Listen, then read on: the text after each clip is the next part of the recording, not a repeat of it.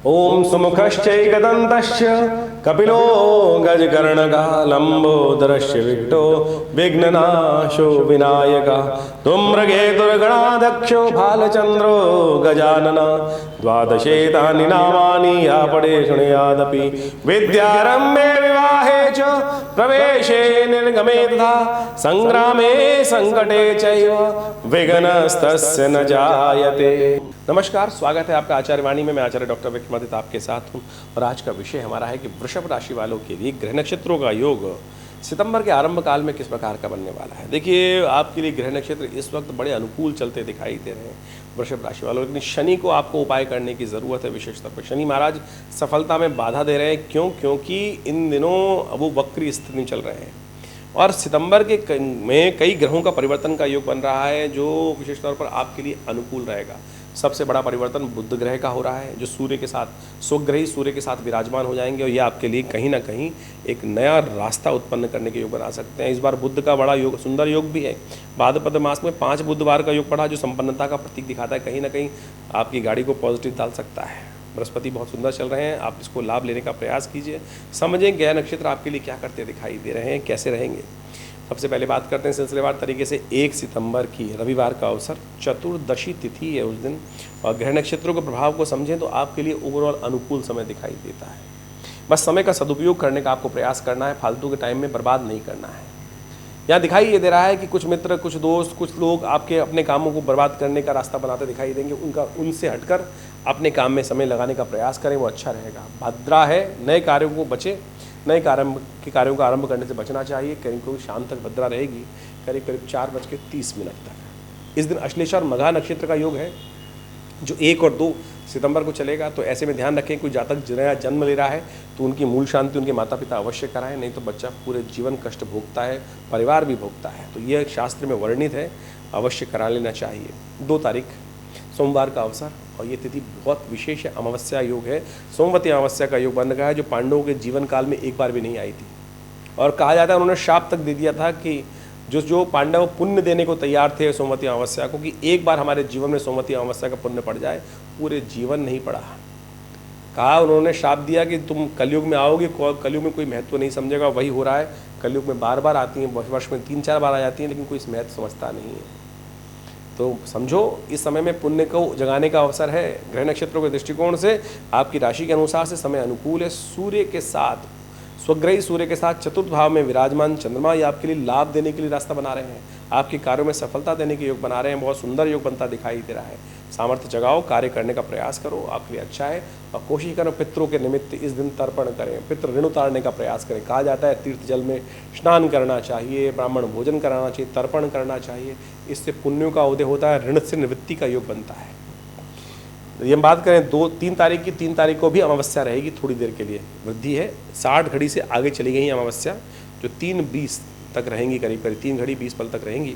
1.5 घंटा सूर्योदय होने के बाद करीब मंगलवार अमावस्या का योग बन रहा है। ग्रह नक्षत्र तो अनुकूल हैं, बढ़िया है, हमें ओवरऑल अच्छा दिखाई देता है। समय ग्रह नक्षत्र दृष्टिकोण से देखने से ये समय आपके लिए अनुकूलता प्रदान करने वाला है। लेकिन मंगल ग्रह को समझें थोड़ा सा। मंगल इन दिनों आपकी सेविंग्स पर सेंध लगाए बैठा है, अननेसेसरी खर्चे बढ़ाता दिखाई दे रहा है।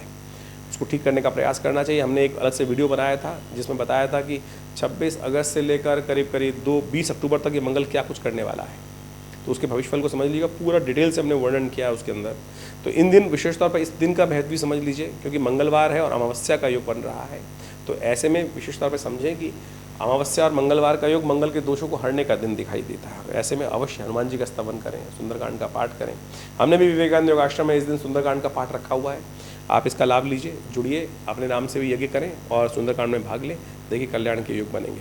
4 तारीख का अवसर, बुधवार का दिन, प्रतिपदा तिथि है शुक्ल पक्ष की, भाद्रपद मास की। ग्रहों का परिवर्तन बन रहा है। चंद्रमा परिवर्तित होकर 9:55 पर कन्या राशि में जाएंगे, सिंह में जाएंगे बुध करीब 11:20 पर। ये दोनों के दोनों परिवर्तन आपके लिए बहुत विशेष है। शुक्र के साथ, केतु के साथ विराजमान चंद्रमा, बृहस्पति से दृष्ट चंद्रमा, ये लाभ के योग बहुत बढ़िया तरह से बनाता दिखाई दे रहा है। और साथ साथ सूर्य और बुध का भी योग बनता दिखाई दे रहा है जो आपके लिए कुछ ना कुछ वृषभ राशि वालों के लिए पॉजिटिव चेंजेस लाने के अच्छे योग बनते दिखाई दे रहे हैं। अच्छे चेंजेस का लाभ आपको मिल सकता है। पूरे होकर, तटस्थ होकर, दिल से लगकर काम करने का प्रयास करें, गंभीरता से काम करने का प्रयास करेंगे तो चीज़ों को बहुत बढ़िया तरह से आप पॉजिटिव चेंजेस लाने के योग बना सकते हैं। साफ साफ दिखाई दे रहा है। एक काम और बहुत सुंदर योग है आज, जो वर्ष में एक ही दिन बनता है, वर्ष में एक ही दिन बनता है। जी हाँ, वो है भाद्रपद मास की द्वितीया के दूज का चांद का दर्शन करना। समस्त कलंकों से निवृत्त कर देता है, शौर्य बढ़ा देता है। जिस चांद को भगवान शंकर धारण करते हैं, ये वही चांद है। और इस चंद्र का दर्शन जो सिर पे सिरोधार कर लेता है, चंद्र को, कहा जाता है उस पर जीवन में कभी कोई कलंक लगा ही नहीं सकता। उसका मन शांत रहेगा, सब कुछ शांत रहेगा। तो इसलिए चंद्र दर्शन का बड़ा पुण्य है इस दिन। और कहा जाता है कि जो इस दिन चंद्र दर्शन कर लेते हैं, चौथ के चांद का दर्शन का कलंक भी उन पर नहीं लगता है, जो 2 दिन बाद बनने वाला है। भगवान कृष्ण ने दर्शन कर लिया था उस चांद का, उन पर भी मणि चुराने का आरोप लग गया था। तो मैं और आपकी तो बिसात क्या है। तो अवश्य उस चौथ के चांद को ना देखें, दूज के चांद को देख लीजिएगा। ये वही चांद है। आज इसको देखना बहुत पुण्यदायक है। माता पिता का आशीर्वाद लें, उसके बाद गौ पूजन भी कर लीजिएगा, तो पूर्ण फल की प्राप्ति के योग बनेंगे। 5 तारीख गुरुवार का अवसर, द्वितीया तिथि, ग्रह नक्षत्र हमने कहा आपके लिए 2-3 दिन बड़े अनुकूल हैं, वही ग्रह योग चल रहे हैं। तो ऐसे में थोड़ा पीली चीज़ों का दान बृहस्पति का के लिए निमित्त करें, गुरुजन का आशीर्वाद लें। बृहस्पति चंद्रमा के साथ बहुत सुंदर योग बनता दिखाई दे रहा है आपके लिए, लाभ के योग बढ़िया रहेंगे। 6 तारीख का दिन शुक्रवार का अवसर, और इस दिन तृतीया तिथि है। और ग्रह नक्षत्रों के दृष्टिकोण समझें तो आपके लिए समय बड़ा अनुकूल दिखाई दे रहा है। ओवरऑल समय अच्छा ही बन रहा है। तो ऐसे में इन सब तिथियों को जो हमने आपको बताया है, इसका लाभ लेने का आपको प्रयास करना चाहिए। भगवान विष्णु का आशीर्वाद लीजिए। वराह जयंती है इस दिन। जैसे रसातल में जाती पृथ्वी को भगवान विष्णु ने वराह रूप धारण करके उद्धार किया था कष्टों का, वैसे ही हमारे भी कष्टों का उद्धार वृषभ राशि वालों के लिए बहुत सुंदर योग बन रहा है। भगवान विष्णु का सुंदर पूजन कीजिएगा इस दिन। शालिग्राम जी का पूजन कर कर उनका चरणामृत ग्रहण कर लीजिए। समस्त कष्ट दूर होंगे, आदि व्याधि दूर होंगी। अकाल मृत्यु हरणम सर्वव्याधि विनाशनम विष्णु पादोत्कम पित्वा पुनर्जन्म न विद्यते। ये शास्त्र में प्रमाणित है। तो इसलिए अवश्य इनका पूजन शालिग्राम रूप में पूजन करें, तुलसी दल उन्हें अर्पित करें, ये सब कार्य करें, अच्छा होगा। कल्याण ग्रह नक्षत्र अनुकूल है आपके लिए। 7 तारीख का अवसर, ग्रह नक्षत्रों का परिवर्तन का योग बन चुका है। चंद्रमा परिवर्तित होकर तुला राशि में आ चुके हैं और ये थोड़ा स्वास्थ्य पर भारी पड़ता दिखाई दे रहा है, ध्यान रखिएगा। और शनि महाराज इन दिनों वक्री चल ही रहे हैं, जो थोड़ा सा असफलता की तरफ आपको ले जा रहे हैं, थोड़ा सा आपकी सफलता में आगे बढ़ने से रोक रहे हैं। तो ऐसे में बाई चांस इस बार सुंदर योग बन के तैयार है। इस तारीख को 7 तारीख को शनिवार और गणेश चतुर्थी का योग बन रहा है। भगवान गणेश का विशिष्ट जन्मदिवस है। बहुत शुभकामना आप सबको। और कहा जाता है कि शनिवार के दिन ये योग पड़ा है। शायद लोगों को पता ना हो कि शनि का और हनुमान गणेश जी का बहुत अद्भुत संबंध है। भगवान गणेश की जो गर्दन पर जो आघात हुआ, वो शनि की दृष्टि के कारण ही हुआ था। कहा जाता है कि सब जन्म जब हुआ गणेश जी का, समस्त लोग आशीर्वाद लेने के लिए वहाँ पहुँचे थे। गणेश शंकर शिव, कहा जाता है कि विशेष तौर पर यहाँ पर शनि भी पहुँचे थे, लेकिन शनि दृष्टि नहीं डाल रहे थे उन पर। समस्त देवताओं ने कहा, अरे बोले नहीं, मेरी दृष्टि में दोष है, जिस पे देख लेता हूँ वहीं ह्रास हो जाता है, कष्ट आ जाता है। जब देवताओं के कहने पर उन्होंने देख लिया तो कहा जाता है उसी कारण से भगवान गणेश की गर्दन पर भी आघात हुआ। और वो कथा आगे की बनी जो सबको पता है। तो लेकिन कहा जाता है कि शास्त्र में एक वर्णित है कि हनुमान गणेश जी की पग की प्रतिमा पर जो सिंदूर अर्पित कर देता है, उनके शनि के दोष भी हट जाते हैं। शनि ने स्वयं आशीर्वाद दिया हुआ है ये बात खास तौर पर, तो इसका उपयोग करना चाहिए। गणेश चतुर्थी में आमतौर पर हम सब लोग कर लेते हैं, लेकिन इस बात को भूल जाते हैं। देखिए वृश्चिक राशि वालों, आपकी शनि इस वक्त वक्री चल रहे हैं और समस्त लोगों के शनि वक्री चल रहे हैं इस वक्त। ये उपाय बड़ा श्रेष्ठ है इस वक्त। गणेश जी का पूजन करें, गणेश जी को सिंदूर अच्छे से चढ़ाएं। और महाराष्ट्र में जाके देखेंगे तो आपको अवश्य दिखाई दे जाएंगे ये सब सिद्धांत। वहाँ आज भी ये परिपाटी चलती है। इस दिन विशेष तौर पर इसको उपाय कर लीजिएगा, क्योंकि शनि आपके इन दिनों थोड़े वक्री चल रहे हैं। ये उपाय बड़ा श्रेष्ठ है, इसको करने का प्रयास कीजिए। साथ साथ एक बात और समझें, इस दिन चंद्र दर्शन निषेध रहेगा। अभी हमने आपको बताया भी था उसके बारे में। चंद्र दर्शन निषेध है, कलंक चतुर्थी कही जाती है। भगवान कृष्ण ने भी दोष लग गया इस पर।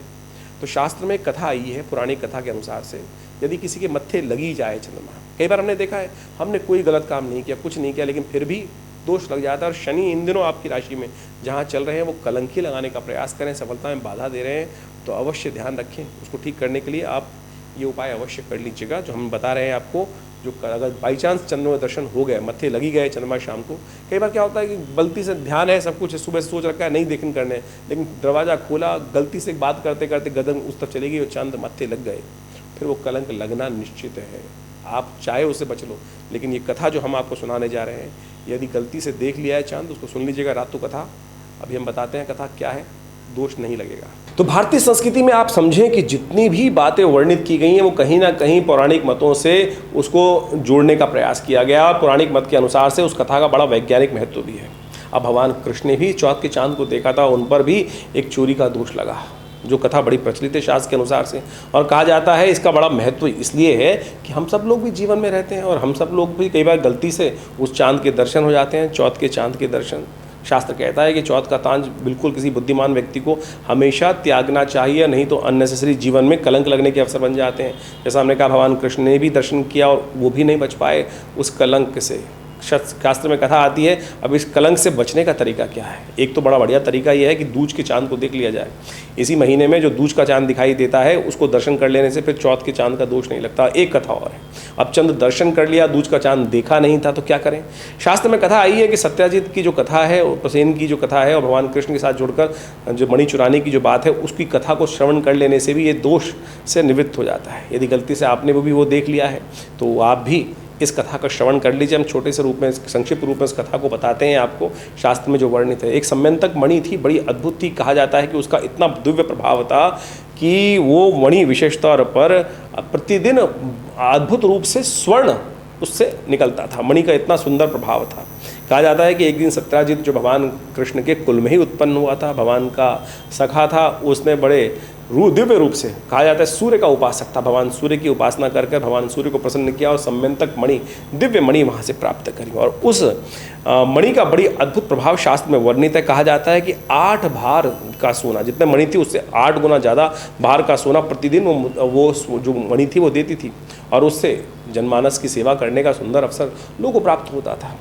कहा जाता है जब उसने प्राप्त किया तो भगवान कृष्ण को ही पता चला, तो भगवान कृष्ण ने सत्याजित से कहा कि हे मित्र, इस मणि को तुम राजा को दे दो, और राजा को देने के बाद उग्रसेन महाराज को दोगे तो राज्य के काम आएगी ये मणि। तो कहा जाता है सत्याजित ने मना कर दिया। भगवान ने कहा चलो कोई बात नहीं, जैसी आपकी इच्छा, लेकिन ये सब निधियाँ जो हैं वो राज्य की सेवा, जनता की सेवा के लिए, जनमानस की सेवा के लिए होनी चाहिए और उसी से कार्य किया जाना चाहिए, केवल स्वांता सुखाय के लिए नहीं होना चाहिए। कहा जाता है कि एक दिन सत्याजित का जो भाई था, सत्याजित जो जिसको कहा जाता है, जिसका नाम प्रसेन था, वो एक दिन मणि को गले में लटका कर वन में चला गया, और कहा जाता है आखेट के दृष्टिकोण से, और उस मणि के कारण से कहा जाता है कि वो सिंह से साथ कहीं रास्ते में शेर मिला और शेर उस प्रसेन को खा गया। और कई दिन तक जब प्रसेन नहीं आया तो सत्याजित ने पूरे राज्य में इस बात को कहा कि भगवान कृष्ण ने वो मणि चुरा ली है। सत्याजित के इस आरोप से भगवान को सब लोगों ने कहा, क्योंकि मेरे को खुद कहा था, भगवान कृष्ण स्वयं इस मणि को चाहते थे और जब मैंने नहीं दी तो भगवान ने मेरे भाई को मार दिया। और जब भगवान पे ये कलंक लगा, क्योंकि चतुर्थी का चांद था, ये कहीं भी निषेध नहीं हो सकता है।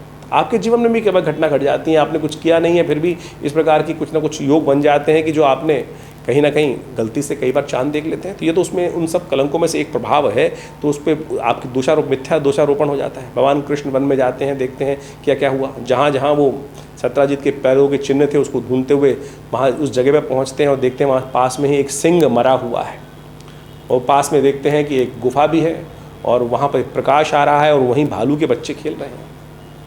कहा जाता है भगवान कृष्ण को सब समझ में आ जाता है कि सत्याजित वहाँ मरा पड़ा है और साथ में सिंह मरा पड़ा है। तो बच्चे जो थे वो रोशनी जो थे वहाँ उस मणि से खेल रहे थे।